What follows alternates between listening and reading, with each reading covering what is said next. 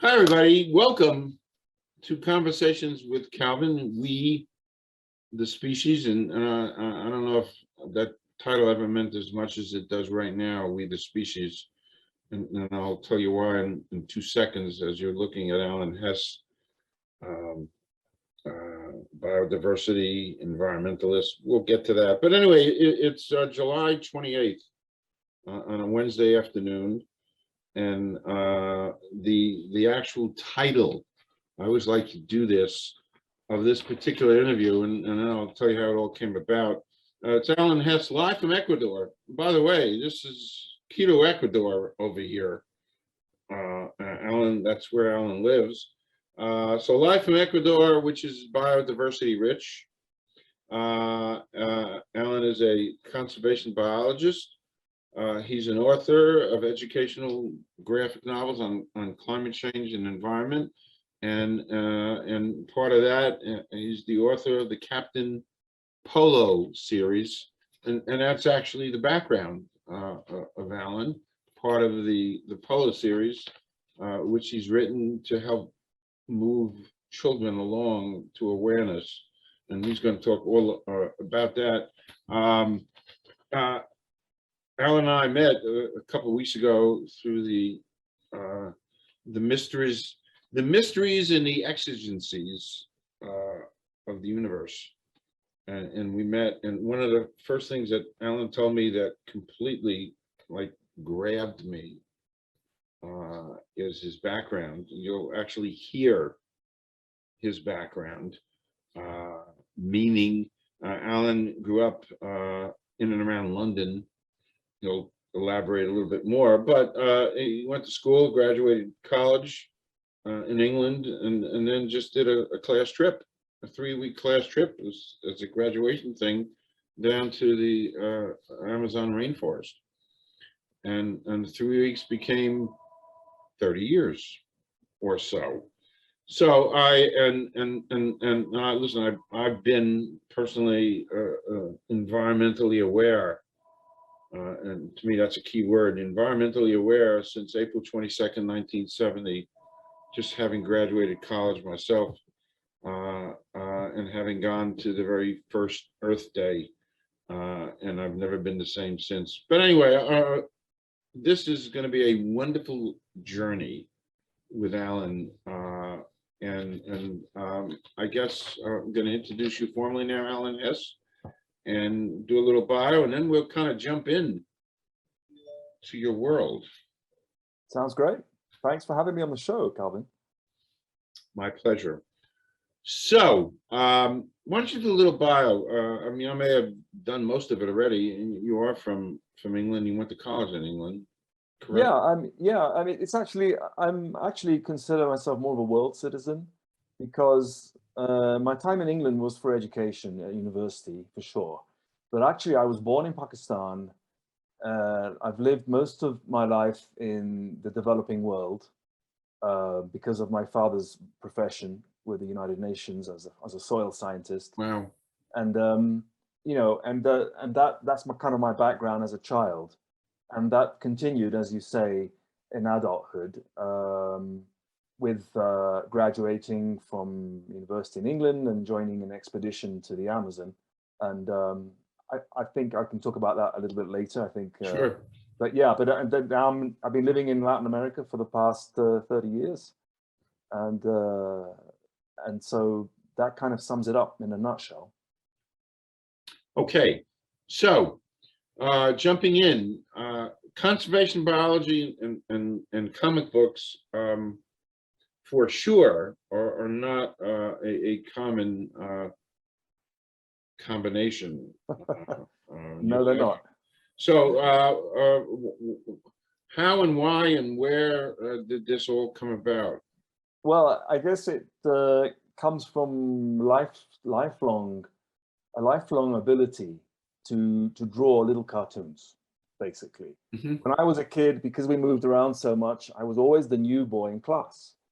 And I often would join school in the middle of the school year, The whole thing wasn't orchestrated to my comfort. It was whenever we had to move from my father's work, we would move. And so I found it hard to make friends. I was very shy. And so I would use my ability to draw little cartoons of the teachers. I would make them look like monsters. And the other kids quickly got wind of this and got a kick out of it. And so I would be surrounded by other kids, you know, pointing and laughing and enjoying the cartoons, after which we would all get into trouble, of course. But that was a great way of making friends because it was kind of rebellious. It was a little bit different, and it kept me safe from the bullies as well, which is an added benefit. But you know, at the same time, because of the places I lived in, because of what I learned from my father, I got infused with wildlife. You know, I got I fell in love with the natural world from a very early age, and decided very early on that I would do something with my life that was to do with wildlife and nature. Didn't know what at the time, but you know, and then things happened. I pursued my academics, you know, as everybody does, and graduated and everything. And it wasn't until year 2000 that I realized that I could actually regain that ability with cartoons and make it serve a higher purpose. Because I was working with a small NGO at the time in Bolivia, we were producing newsletters about, you know, conservation results in the field and things like this. And the information I thought was all very technical. And I looked for a way of making it easier to digest. And that's where I got the idea of bringing cartoons into it. It's not a new idea, you know, a lot of people do this, but it was new for me. And one thing led to another. And before I knew it, I was actually, you know, producing comic books and graphic novels, which is a great thing to do because you see, you can use storytelling. And I believe that storytelling makes learning so much more effective, because storytelling means there's action, there's adventure, there's humor, there's drama, and these are emotional things. And humans make decisions based on emotions. And so if you can bring your emotions into play, you're more likely to have a meaningful experience with whatever you're doing. And you know, the power of music, right? And I know that you've interviewed musicians, Calvin, and you know, you're in that scene. And so the same thing with artwork, any kind of art. So I believe in that art and science belong together. You know, Leonardo da Vinci believed the same thing in the Renaissance, and was labeled crazy at the time for it. And then humanity seems to have forgotten that science and art are actually two sides of the same coin.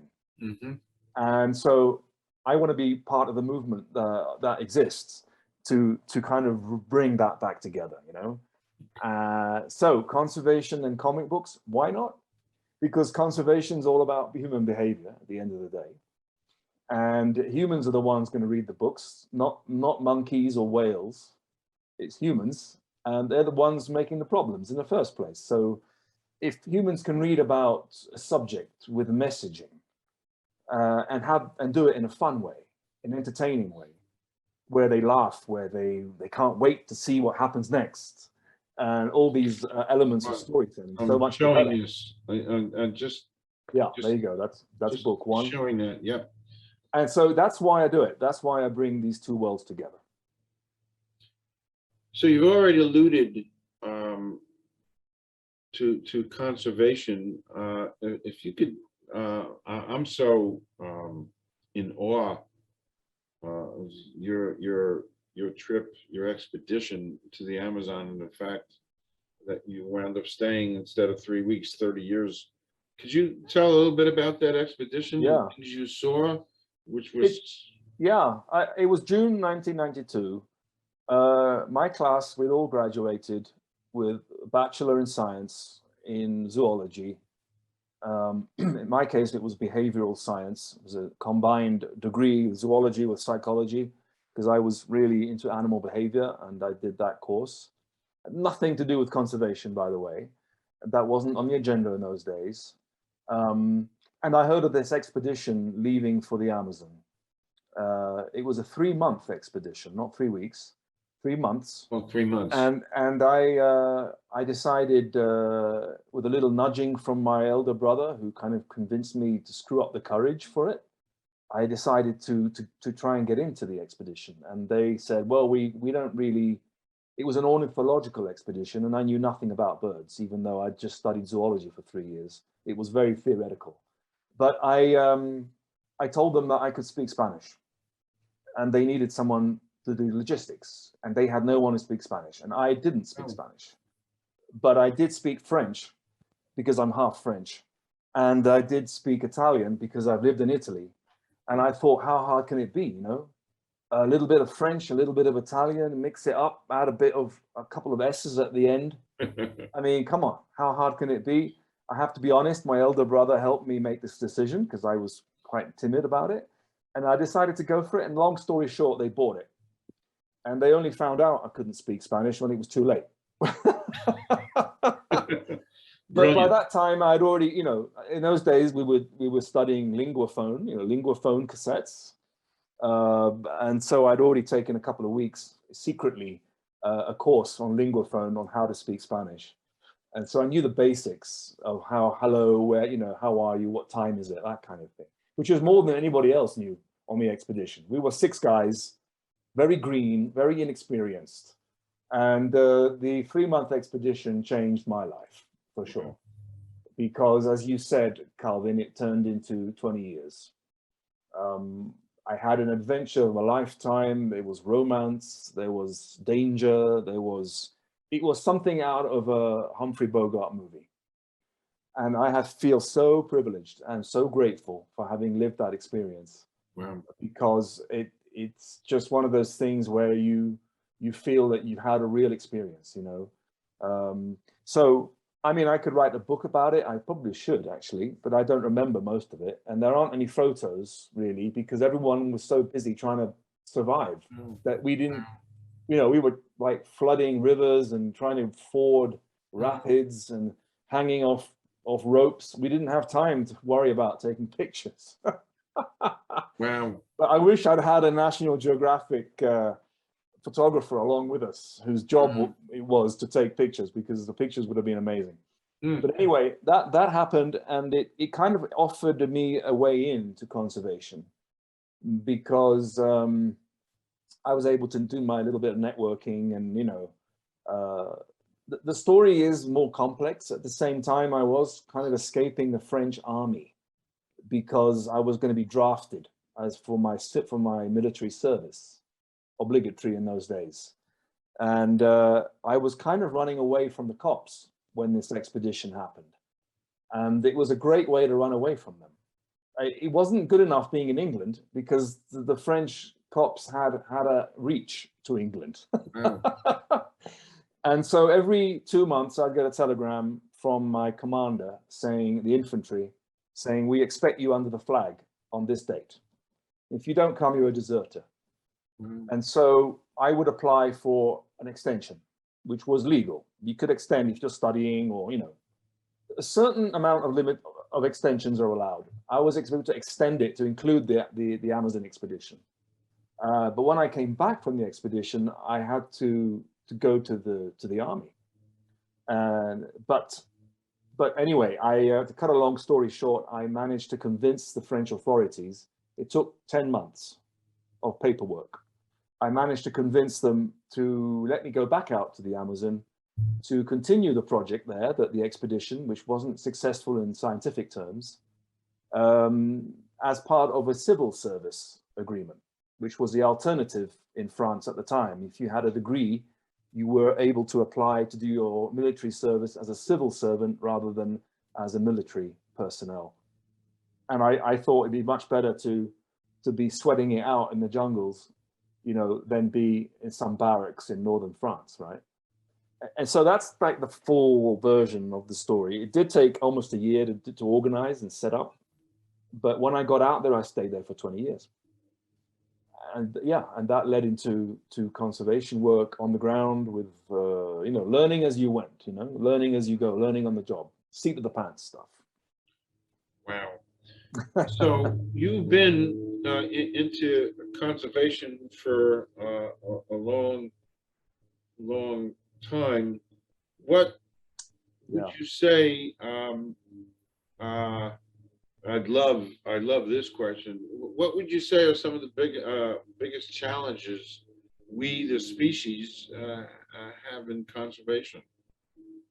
And we Yeah, have a lot of challenges. conservation is a wonderful thing to invest in and to do, and we need it. We need it. But there are, of course, limitations that I've discovered along the way.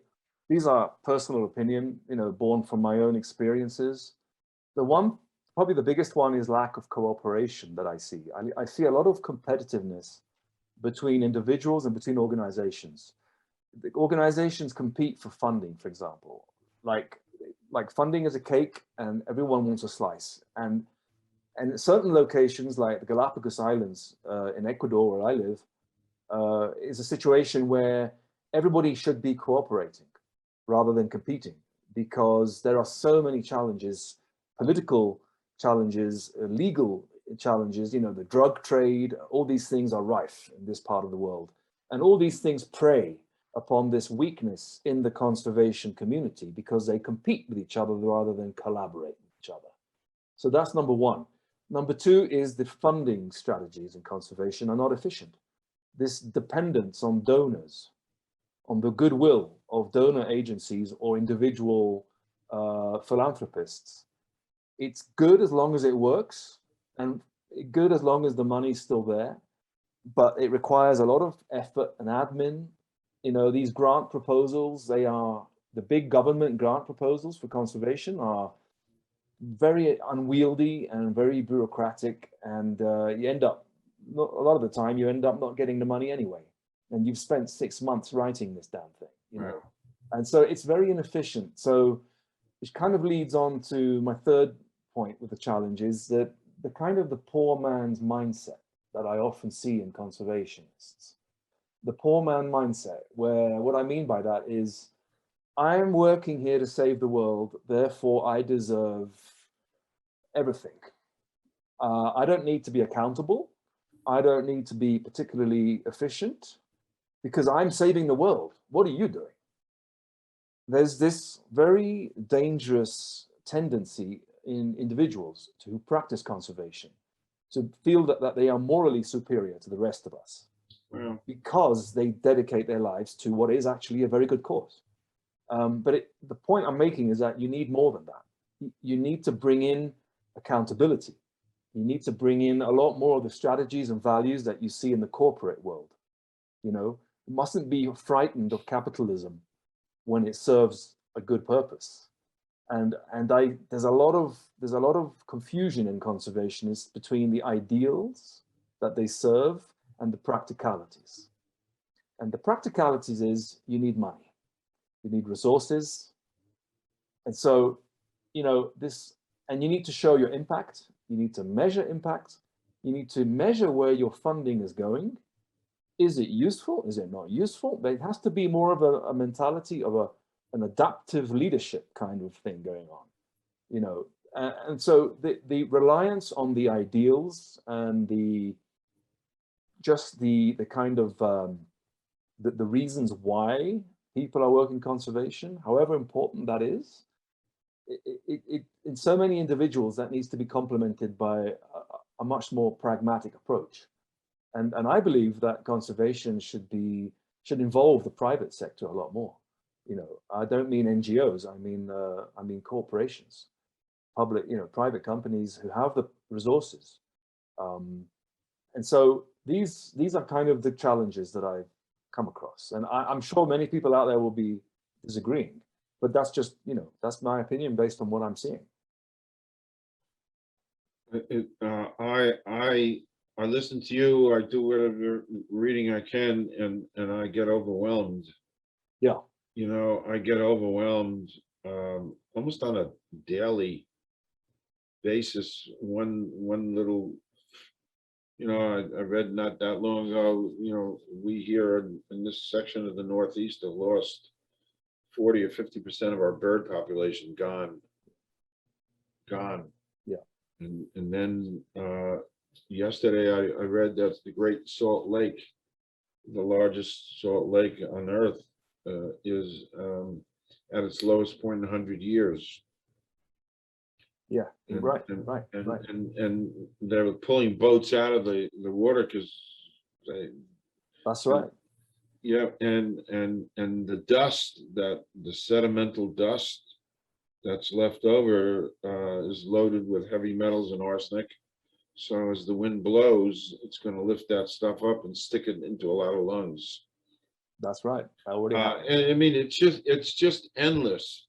Yeah, Um, yeah. um, can you give me an overview, your assessment? It kind of tags on to what we just discussed. What is happening as you see it with climate education?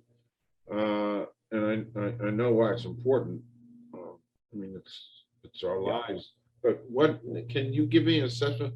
Generally speaking, what is happening with climate education? Climate education is beginning to happen. The good Okay. news is that it's beginning to happen in a pretty big way. I keep my kind of feelers out and radar out, on this subject, and I see a lot of articles about the fact that schools all over the world are under pressure, increasing pressure, to bring climate education into their curriculum. This is happening in the US big time. It's happening in Europe big time. It was happening in Europe before. In the US, it's kind of catching up with this. Um, Australia, other countries, India, um, Latin America, much less so, which is worrying. Um, and I could talk more about that, why that is, but I don't think right now it's not the point. The point is climate. The good news is that it is starting to happen. There are even agencies with the proper kind of support and backing, Mm-hmm. like the EU, uh, you know, um, in the United States, the federal system allows you guys to make your own decisions at state level on many things. And certain states are really advancing fast, like California, Of course, they're the ones under pressure with all the fires and everything, so you can understand why. But yeah, more and more teachers are looking for ways to educate themselves on climate. Okay. And schools are investing more in climate education programs and resources and materials, which is why what I do, I think, is coming at the perfect time. But there's a lot of other people working on climate education, like more even strategic kind of think tanks are setting up their own platforms, hubs, resource hubs, organized. I was recently in contact with a bunch of academics in England who dedicate their social science department has now opened a new, at Bristol University in England, has opened a new department specializing on climate change education research. Wow. So they are researching with all the academic weight behind them, which includes government funding, on understanding what it is that teachers, kids, society need to know. What do they know already? What do they need to know? How can it best be delivered to them? What are the ways of enriching the curriculum? So there are people working on that research, and the research informs policy making, and hopefully that completes the circle. So it is so important, Calvin, as you know so well yourself. We were talking about this before we recorded, and but I don't necessarily say that it's not about us; it's about the kids. I think that's true, but it's not that it's not about us. It's about everybody. We all need to be educated in climate, and even if you're in your 80s, you need to be educated in climate, because there's so many things that everyone can do, even if it's just vote responsibly. Choose your leaders responsibly. Something that all adults have to do. And so climate education, I think, comes into all age groups, and not only the kids. Okay. Yeah. So you're an author. You do a lot of work with graphic novels. Here's actually number 3 in the series, Captain Polo. Yeah. I love the art. Love the artwork. What is your creative process in in creating these books? The creative process, yeah, it's kind of in the framework of geography. It's always determined by geography. I determine which geography I want to look at, and then when I figured out what the geography is, I look for stories about climate change in that geography, and I look for issues and challenges and problems, but also solutions. And so, because it's important to keep the books positive with positive messaging. So, so I figure out the geography. I look at what stories are. That means I start the research phase, and the research phase can take anything from 3 months to a year. Wow. And it includes talking to experts, interviewing experts, subject matter experts, you know, who know a lot about specific angles that I don't know a lot about, or they know a lot about what's happening in a particular part of the world. You know, I was lucky enough to hook up with a guy from Ethiopia who's a climate justice expert and climate finance expert. And I was learning so much from him about, you know, what climate finance means for African countries and so on. And so I bring all that research in, and then I have to marry it with the compelling story. So the story is fiction, with fiction characters and also non-fiction characters. In the books that you've been holding up, you know, Polo meets the Yeti. He also meets the Dalai Lama. Wow. He talks to a tiger in Bengal. He also talks to a frog in Colombia. Wow. And he talks to Barack Obama. Wow. And Leonardo DiCaprio. And so there's a range of characters in the book who are real, not real, human, not human, some of them legendary. It doesn't matter, you see, because that's the beauty of fiction. You can get away with all this because it's all part of the story. And then the fun really begins when I start drafting out the storyboard, which is like they make movies. You know, I think of each frame. Each frame is like each picture. Behind me, there's a couple of frames. I visualize the frame and I plan it all out. I plan out each frame using Word. I plan out the action, what's the visuals of the frame, like what's going on in each frame, who says what and in what order. Because you see, when you make the speech bubbles, and I've learned this the hard way, if you're not careful, either you put too much text in, which kind of defeats the purpose and blocks out the whole image. You don't want a page just for speech bubbles, or you get the order wrong and the wrong character says the first, you know, the dialogue is backwards. Because when we read in English, we read from left to right. So if the first bubble appears on the left of the image, and it actually is an answer to the question of the bubble on the right, then I've got it all wrong. Oof. Yeah. So all this takes planning, and I plan it all out in Word and with the storyboard. The whole book is done with a storyboard, which are little sketches, just little stick figures, nothing fancy. And that tells me where everything fits, and it gives me a visual view of the whole thing. Intense. That takes a couple of months, you know. No, maybe not as much as a couple of months. Maybe it takes a month. And then the artwork begins. The artwork begins. And that is the detailed artwork like you see behind me. That takes about 4 months. And that's black and white only. Then I have to put it all into Photoshop. And that's where I do my coloring and editing in Photoshop. That's another 3 or 4 months. Wow. And then I have to put it all together as a book. And that's done in InDesign, Adobe InDesign, which I had to learn how to use. And that takes about a month too. And then there's the whole launch and then all the marketing. And that's where the hard part comes in. The promotion and marketing. That's where it becomes difficult. Yeah. Everything else is just process. Yeah, we talked about that. Yeah. We talked about that, the ultimate engagement of people, and we talked about it before we went on air, just how critically important what you're doing is. Parenthetically, the message I try to create when I find people like you of such value with message and purpose, and it should be embraced by huge chunks of population, like a 2-minute TikTok dance video gets, Yeah. and it just don't seem right. Yeah. I don't know if we Captain Polo, this is number 4 in the series, a pole to pole. Yeah. Captain Polo. I love to Yeah. show this. I love the artwork. Where did Captain Polo come from?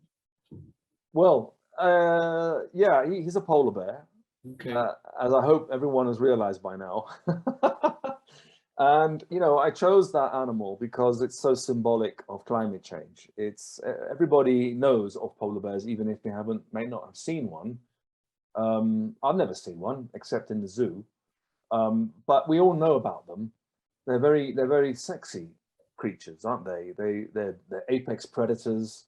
And, they are amongst the most visible, first and most visible victims of global warming, as the Arctic ice is melting under their feet, literally. And, it's in the news. And, we all feel a sense of empathy when we see polar bears struggling in the sea because they got nowhere to put their feet anymore. So all that's happening. And, there's something about bears with humans. I don't know what it is, but bears are cuddly. People love bears. Kids, I mean, everybody has teddy bears at home. I've got several. I've even got my own version of Polo. And so I thought, it would be a good messenger. So Captain Polo, originally in book 1, it starts off as a polar bear who loses his footing on the ice and ends up cast into the sea, and his adventure begins from there, and he ends up going around the world. But, during that journey, Captain Polo becomes a captain. Yeah. Because he gains possession of a boat and a cap. And there's a whole story to that in book 1. Okay. Which I won't give away. But there's a reason for that. There's a reason why he has a cap and a reason why he has a boat. And he becomes a captain because when he gets back to the Arctic, the story is that the Inuit, who are his friends, recognizes that he's become a world famous messenger for climate by now, having talked to Barack Obama and others, and the Inuit say, you know what, you need to go through an initiation ceremony because you're no longer the polar bear you started off as. He goes through the Inuit's initiation ceremony, and they call him Nanok. And Nanok in Inuit means captain of the seas, because he's earned it, And then Captain Polo says, yeah, but my fans, they all know me as Polo the Bear, because the original name was Polo the Bear. It can be really confusing if they call me Nanok. So he says, you know what, I'm going to stick with Captain of the Seas. I'm just going to be Captain Polo. So that's the reason why the name is Captain Polo, and he is a captain. He knows how to sail and everything. So it's a very charismatic character who is pragmatic. He has a lot of empathy for the climate victims, so he empathizes with the downtrodden. He empathizes with climate refugees he meets in the South Pacific. Climate refugees, war refugees in Syria, which, by the way, is linked to climate change. It's a whole story there, explained in book 3. Wow. He empathizes with the refugees crossing the Mediterranean to find a life in Europe. He empathizes with the Maasai tribesmen in Kenya who are being pushed off their ancestral lands to make way for high profit game, trophy hunting. He empathizes with all these victims. So he's very relatable. He doesn't have patience with climate deniers or people who are only interested in self-gain. He just thumps them into the ground physically, or he knocks them into the sky. He is a bear after all, So he's not afraid to use his strength to beat up the people he doesn't like, but he has this empathy and this curiosity And we all know how bears are very curious. So yeah, I like to bring in That's just great. Yeah, he's a great character, and growing all the time, through the books. There was a movie called Ted. Yeah, I saw that. The personification, Yeah. it's a teddy bear and comes to life Yes, and is infiltrated into modern life. that's right. His vocabulary is a little suspect, but that's beside Yes, the point. his behavior is too. Yeah, but that's what you said, Alan. It's so testament to how polar bears are part of our culture. So Yeah, I mean, think of Winnie the Pooh or Paddington. Polo is a bit like Paddington. In fact, is inspired by Paddington. yeah, The curiosity, he's smart. So that's the inspiration. it's great. Just one quick off topic, and we'll go back. I alluded to the fact that I like to ask a single Calvin question off topic.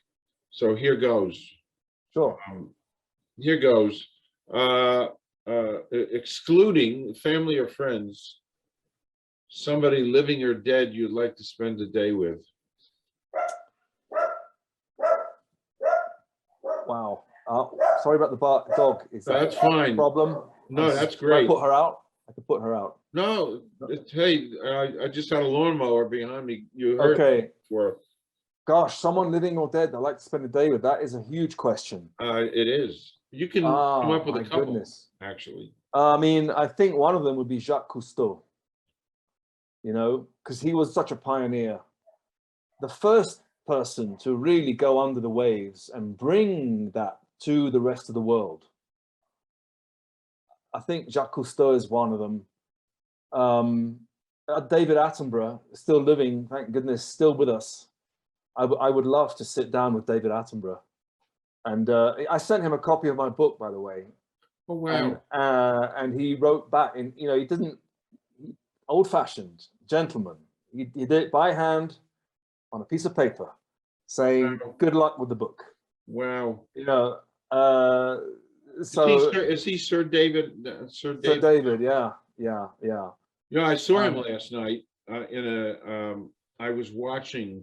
It's so funny you said him, because I was watching the making of Jurassic Park. Oh yes.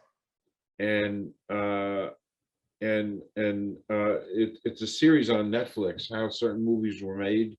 Yeah. In the trials and tribulations, and so early on, Steven Spielberg said, "I want David Attenborough to be the part that he played." That was actually his brother.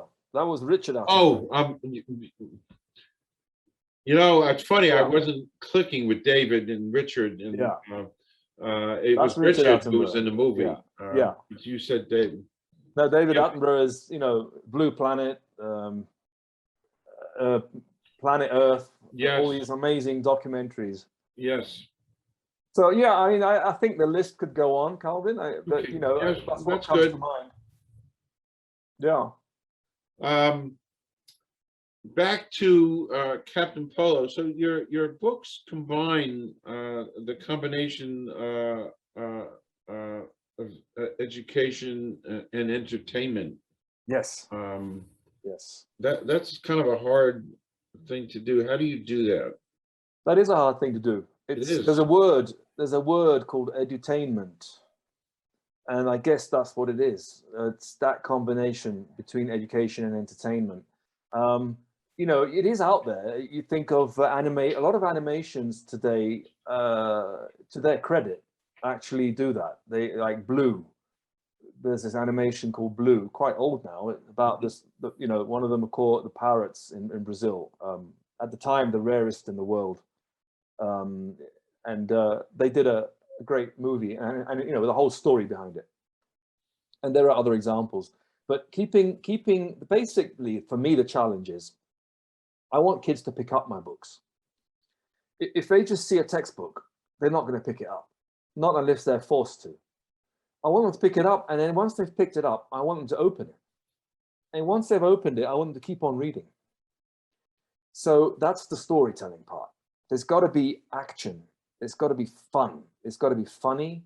There needs to be things happening. You know, graphic novels, you can do that because it's the imagery comes into it. There's lots of colors. I use a lot of, you know, by the way, all the settings that I put in, that geographic settings, are highly, highly accurate. If I haven't been there myself and taken pictures, I look it up on Google Images or Google Earth even, and get it just right, you know, so it's very authentic. So the entertainment is the thing that drives readership of my books. But, you know, to serve the higher purpose, those books also have to have those messages in there. And it's quite difficult to explain the complexities of global warming in a couple of speech bubbles. So I use a lot of footnotes, and I keep it high level in the actual narrative, the speech bubbles, but I rely on footnotes, and I rely on a section at the back of the book, which is like a glossary, or I call it Captain Polo's Climate Change Classroom, where Captain Polo appears, you know, like images of him explaining stuff in a language which isn't demeaning, but it's simple, you know, it's not too technical. And teachers have told me that they find those sections really useful, you know, because they can build it into their lesson plans. But it's always that combination. How do I make this, Right, you know, compelling without being boring, without going on and on? Like, you can't have too much text. So that's a work in progress. I'm not saying I've achieved it. It's okay. something I have to keep on improving. Yeah. Yeah. Just the fact that we didn't go into it a lot, but you alluded to that. You lived in a lot of different places, and Yeah. that helps you. I guess with the reality of Captain Polo going to different places, the fact that you've been to different places helps in your overall character development, I guess. Yeah, for sure, for sure. And even also secondary characters, you know, and others. It's I just I love to celebrate diversity, you know, in all of its shapes and forms. Now, some people see that as stereotype, and they give me a hard time for it. They say, for example, when Polo meets Italian coast guards in book 3 who are saving refugees from Syria, they're typically Italian in the way they move their hands and the way they say, speak like this, so you know. And I actually put those extra vowels into the dialogues Wow. to give an accent Wow. to the characters. And I also put a bit of Italian in there, you know, actual Italian. And I did the same in France. I put some French. In India, I put some actual Hindi words, which I know because I lived in India. And I know how people shake their heads when they mean yes. And I know all these things because I've been there. And some people don't get it, and they call that stereotypes, and they label me as picking on stereotypes and being, you know, biased and all this. They're missing the whole point, because it's actually a celebration of diversity, and it makes the whole thing so much more authentic. You know, so I do use broken English sometimes for my dialogues. In book 4, Pole to Pole, Captain Polo spends quite some time with Russians. That's the one.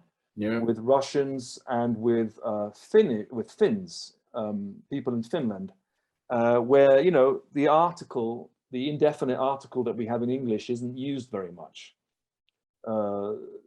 People tend to skip the article and go straight to the noun. Pass vodka. You know, it's not, please, could you pass, would you mind terribly passing me the vodka like you do in England? In that part of the world, it's pass vodka. And it's not rude, it's just the way it is. Right. Interesting. So I like to bring that into my books. And I don't care if some people don't like it. Because I learned something from an entrepreneur, coach, guru called Seth Godin, who works out of New York. I took a course by Seth Godin, and he said, if you want to be great, don't be generic. In other words, put your finger out. A segment of society won't like it, but that's the cost of being great. Because if you try and please everybody, you're never going to be great. You're just going to be a session guitarist, you know? And so Jimi Hendrix didn't try and please everybody, right? And so I'm not comparing myself to them. I wish, but no. But that's the principle. So yeah, I like to bring in these cultural elements into my stories for sure. It's very carefully researched, as I said before. You know, a lot of the language that you see, even in the backgrounds that are written, is in non-Latin languages, like in Hindi or in Mandarin or in Arabic, is actual meaningful Arabic, Mandarin, or Hindi that I've actually translated it using Google Translate. What's really cool about Google Translate, you could type in any phrase in English, choose whatever language in the world, and it will give it back to you in that alphabet. So it looks like gobbledygook, you know, but I just copy and paste that into my speech bubbles, and I put a footnote saying what it means in English. And I don't know if kids appreciate this. They might find it a bit of a hassle to look at footnotes, but I haven't had any feedback, negative feedback about it. So I keep on doing it because I believe in this sense of authenticity. You know? That's what I was just going to say. The realism. The realism. Yeah. That's right. And you know, it's so easy with web, you know, internet these days. I mean, in book 3, Captain Polo spends some time in Egypt, and there's some Arabic in there, both written in the backgrounds and spoken. That's great. And the Arabic is not generic Arabic; it's Egyptian dialect. Wow. That's how specific I get with the research. It's, well, you know, I'm sitting here listening, absorbing. It's really intense. Oh yeah. It's so intense. Well, I think it's a comic, a graphic comic. This is why I had to quit my job in 2018 to do this full time, because I can't do it with, it's so intense. It needs to become more efficient. So, well, we've got a mission, you know, I've subscribed to the mission is to get this out more prolifically. Yeah. Because it's so, that is the mission. It's so interesting. You developed a couple of secondary characters, I think. Yes. In Pole to Pole. Yes, I have. Connor, is it the name Connor? Connor O'Connor is a fisherman. Okay. Then yeah, Penguin is the one on the cover. That's well, a penguin. Right. And then there's a guy called Tex Greedy Man, who is the bad guy in Pole to Pole. Connor the fisherman is Irish, and he appears in book 1. He is the original owner of the cap, of Polo's cap, you see. And because there's a storm and his cap blows off in the storm into the sea, just at the moment that Captain Polo loses his footing on his melting piece of ice, in exactly the same spot in the North Atlantic, Polo literally comes up to the surface underneath the hat. And that's how he gains possession of his hat. That's it. Spoiler alert, I've ruined it for everybody. Wow. The captain, Connor, screams to his guys, the fishermen, to go out and get his cap. So they launch a longboat, you know, and the waves are crashing over them, the lightning, the rain, and they try and get the cap, but it's already on Polo's head, and he's panicking. He grabs the oars, capsizes the guys out of the boat, and gains possession of the boat. And so that's how Polo ends up with a cap and a boat. Now, in Pole to Pole, Connor the fisherman, we find out that that cap wasn't just any old cap. It was actually the legacy of his grandfather. And it's the only legacy he has from his grandfather. That's the story. And he is obsessed. Cap there in that picture. That's right. So Connor becomes obsessed with this and wants to get his cap back at all costs. And so enter the character of Wile E. Coyote in Looney Tunes, who will do anything to get the Roadrunner, will at any cost, will blow himself up, will throw himself off cliffs, you know, will run through tunnels that miraculously open and close. And so Connor is inspired by Wile E. Coyote, and that he will do crazy stuff. He never gets really hurt, but it always backfires. It always backfires. And it's just a ploy to bring in humor. And then, you know, Penguin has his own story, which explains pole to pole, by the way, explains the whole journey from one pole to the next. And Tex Greedyman is a new character who appears in Pole to Pole, but who is a character who will definitely be developed further in the following book, which I'm already working on. Okay. Yeah. As we kind of wind down, what is your dream as an author and what you're doing? I want my character, Captain Polo, and his books to be household names in everywhere in the world. The dream is that those books are standard issue materials for all schools all over the world in every language. I want to see Captain Polo on the silver screen. I was thinking that. Full-length feature animation, why not? I was thinking that. And I would like to change the book industry so that the genre of educational comics and graphic novels exists in its own right and is just as competitive as steamy romance and horror. There you go. Great dream. Pretty ambitious goals. Yeah, it is a great dream. High. It is a great high. dream. So finally, Alan, Yeah. how do people get in touch with you, talk about your website, any other resources, climate and education, and right. I'm building, you know, a couple of eggs in the basket, not just the books. I've got other things out there that are in process that already exist. There's a game, there's a climate change board game, which you can download for free off my website. Great. You know, and there's other resources, there's lots of videos. Polo has his own page on my website where he writes his own blogs, there are videos. He has his YouTube channel, I have my YouTube channel. We both have independent social media profiles. But I think the best thing, Calvin, is for people to go to my website. I think you're going to put the link up. I will. Yeah, and you know, that's kind of like the sorting house. And from there, you can see book trailers. You can go to the links to buy the books. Some of the like book one, the ebook version of book one is free to download to get you started. The books exist in paperbacks, they exist in ebooks. I believe the paperbacks are now in Barnes and Nobles and other stores. Obviously, everything's on Amazon and other like Kobo, Apple iBooks. It's all up there. Okay. But the best place is the website and the link tree, which I think you're going to put up on the screen as well, where you can. That's another way of kind of branching out to different links. Yeah. Correct. I'd love to hear from people. You know, drop me an email, alan.hesse@gmail.com. That would be great. This has been great. Thank you so much. No, it's been, it's so,